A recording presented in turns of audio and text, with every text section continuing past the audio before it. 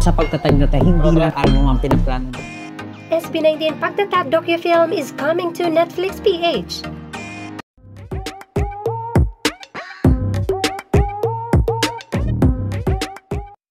After its Osaka Film Fest screening, our SB19 Pagtatag docufilm is back in the country as Netflix acquires film rights to stream it in the said platform.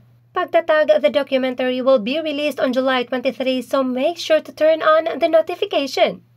This is a very good thing para mapanood ng lahat ng 18 sa buong bansa.